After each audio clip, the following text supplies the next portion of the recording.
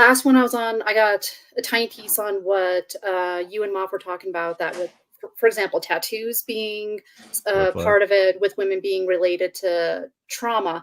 So I wanted to hear more on what your correlation is to that. It's something new to me. I never heard that before. I'm very curious. Mm. I don't have any tattoos, so I was curious about the trauma part connected to them.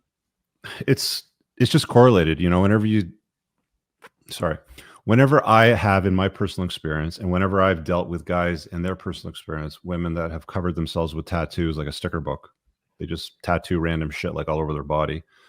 Um, it's like they're representations of something, and I mentioned this. I don't know if it was on the last show that you were on, or one prior, or after that, but I was talking to this guy on his podcast, Elliot Hulse. Some of you guys watching are probably familiar with his name. One of the things that he said that also was a bit of a punch to the gut beyond whatever he talked about with tattoos, with it being associated with some form of trauma that is accumulated, is you actually have to sit still in a chair for hours at a time while a man penetrates your body, doing these little dots, putting these, coloring in and all this sort of stuff. And I've never met a woman covered in tattoos that doesn't have trauma, like excessive piercings that doesn't have trauma, like, the rings all the way down the ears and the septums and the nipples and all the other body parts, sort of thing. There's always a direct correlation. It's not artwork. It's not anything that I've seen, beyond that. I think that's one of the points that Moff made too, when it was brought up as well in the past, is that, he had like, I'll let you speak for yourself, but I mean, you made the point that you had a thing for, women with ink at one point. You started to realize dating them that they all have baggage, right? Like they all have this unnecessary baggage. So it's one of the items that ended up on my red flag list. Number 10 was tattoos and excessive piercing. I think minimalist, like versions of it, like, you want to tattoo your, your favorite dog's name because he went too quickly, or a paw or something like that, like no big deal, something with a small genuine gesture. But when it's excessive, and like, I've had women on the show, like I had this one gal on once, she was in her 50s and she was tattooed from head to toe. She had tattoos on her face, and her face was the only part of her body that she had the tattoos removed from. I think lasered off or bleached, or maybe she had makeup on. I can't remember what she said, but it was her face that looked like the only clear part, but she had tattoos from head to toe. And she's like, I've been disqualified for jobs. I've been disqualified by men. I've not been taken seriously. I've been treated differently in medical facilities. And she had trauma. Like she had a tremendous amount of trauma, because of the tattoo. So when I tell guys, like this is a red flag, it's just like, look, guys, keep your life simple. If you can avoid red flags and not invite women into your life personally, that have a lot of red flags, and your life will be better for it. And it's not like you can't date a gal with tattoos. You can. It's just, if she's got a whole bunch of them, chances are you're probably going to deal with some bullshit in your life. Mm-hmm. So I that's think all that's that what I'm was. seeing. That's what I think I'm seeing kind of also in the dating world.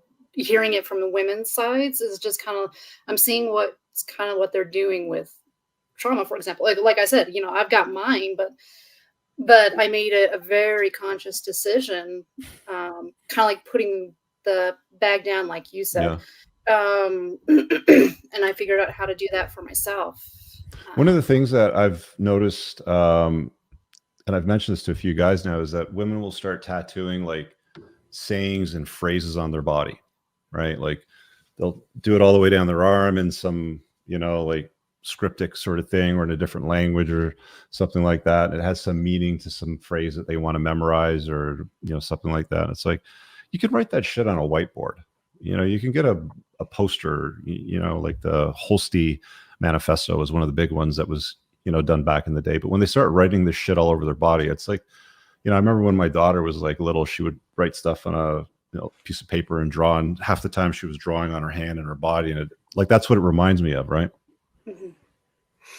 It's interesting too, where it kind of the tattoo, if it's connected to some kind of baggage, then I'm curious as to why does that person want a constant reminder of that. It seems like the constant reminder would hold him back. My opinion, though. Yeah, well, what I tell people is we all have wounds, but make your wounds your work, right? You don't have to write them on your body. Well, my best friend lost her husband in February. He was epileptic and seizure free for 11 years and passed away unexpectedly at work. So she got a tattoo in memorial of him. And then 3 months after he passed away, her 2-year-old daughter with Down syndrome was diagnosed with leukemia. So she got a tattoo in remembrance of both of them, and she's in full remission now. So what you're saying about tattoos in women, I think you should really look into it a little more. I think a lot of girls start them because it is something sentimental. It is something they want to look at every day, especially someone that passes away. So maybe instead of just traumas, yes, that is a trauma, but she also lost her husband of 13 years. Got it. And that's a noble thing to do, but at the same time, if I met her and we were dating and she had some memento of her ex-husband tattooed on her body, to me, if I was dating multiple women simultaneously in a non-monogamous fashion, I was letting the cream rise to the top because I was looking for a long-term relationship. Yeah. I would probably disqualify the lady with the tattoo of her husband's name, date of birth, date of death on her body. So it was the mountains and the sea, and then it was for like the year date under it, and that was the first tattoo she's ever got. And every time I see her naked, then I would be thinking, well, she's tattooed this man, like she's basically alpha widowed by this guy. Like this guy holds a place in her heart. Well, it's her husband and father of her children, so I think I understand, but if you're going to move on in life and you want to find another man, tattooing something to do with another man on your body is not the best idea. My husband and I kind of had that discussion because his disability is it's something he could either still live with another 20, 30 years, or he could die tomorrow. And with him, we had the discussion where he says if that really does happen, he told me he wants me to get back out there and find someone and to be happy with. And my rebuttal back to him was, well, that's going to be pretty damn tough since he's the best out there. But that was a conversation that we ended up having. What if you don't get to have that conversation and it happens suddenly? Wouldn't you? Well, so no, that's the point, is that we wanted to have that conversation. I know, but you didn't answer my question. This happens What was the question? That she was married and that they didn't have the opportunity to discuss tattoos if he passed away because it was unexpected. He was 38 years old and he was very healthy. So it happened. It wasn't pre-planned. He didn't have any pre-diagnosis. It happened because he was seizure free and did not take his medicine and died at work. And it was a freak accident. So she did not get that opportunity with her husband, which I'm glad that you did, but she also had 2 children with him. So I think her putting him on a part of her body is special to her. And I don't think that should be a red flag for anyone. I think that's a sign but of it is. But it is. And I mean, you it's all about choices. You can't tell a man not to disqualify a woman because of what she's done, right? Like it is what it is, right? I mean, she's decided to take that step and create that memory for herself, and she scarred her body with it. And I, as a guy, if I'm dating and I were to come across a woman like that, that would, to me, put her lower down the totem pole. If there's better women out there that don't have that baggage, like that tattoo is basically one of the bricks with the Sharpie written with the guilt, or it could be maybe she's resentful because he left too early. Maybe she's guilty because she didn't, remind him to take his medicine. I don't know, right? But that's what that image represents to a guy that sees it for what it is. Right now, there's lots of guys out there that won't even care. They'll just look at it and be like, oh, that's nice. Right. But I know what that means. And that tells me that I'm dealing with an alpha widow that holds a place in her heart for this guy. And that to me is, well, if I'm dating and I've got a gal that doesn't have that baggage, I'm going to pick the gal that doesn't have that baggage over the one with the baggage, because I don't want to be dealing with that shit for the rest of my life. I don't want to look at a tattoo on her body, which is now mine, reminding me of some guy that she was with. Surely you're never going to take that man's place. I mean, it's going to be a constant reminder that there was a guy that's always going to be above you, and now he exists in martyrdom essentially. And it's no man wants to be in a relationship where he isn't the first man in her life, and ideally the only man in her life. But even the memory that she holds on to is enough to make him second place. It's not to say that she's not worthy of love. It's not to say that she's not worthy of finding a guy. There's lots of guys out there that will be with a woman like that. I'm just not one of them. And I'm telling guys why I'm not one of them and why they should look at it in the same light. And also, I don't think we need to. We don't need to muddy the waters with a tattoo here or there, like one or two tattoos. Versus, I think the point that we brought up is that excessive.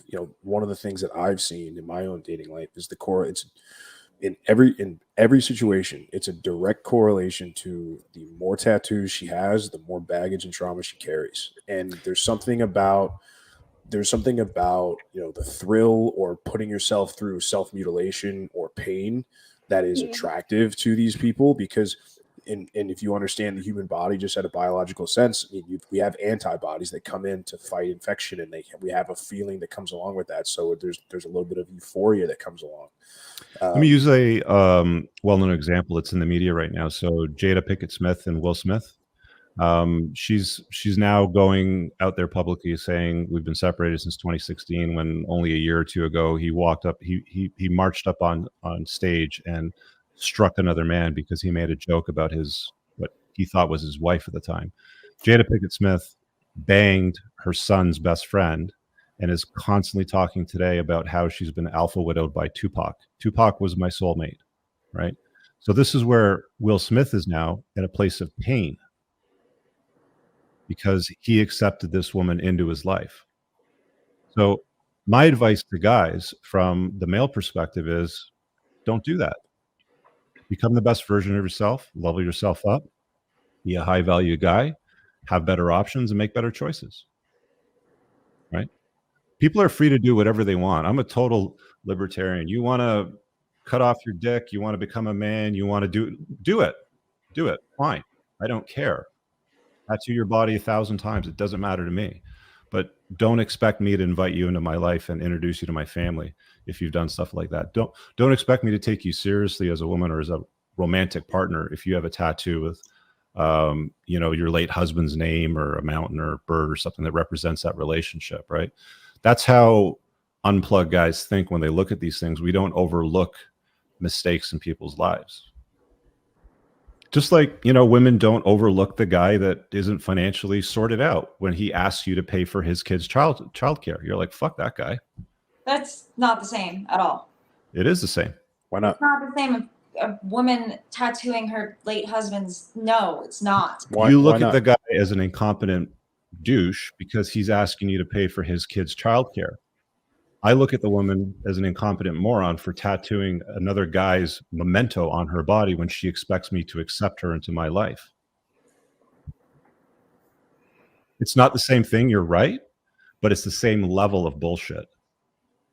It's just a level of bullshit that men shouldn't tolerate, just like you won't tolerate paying for a guy's kid.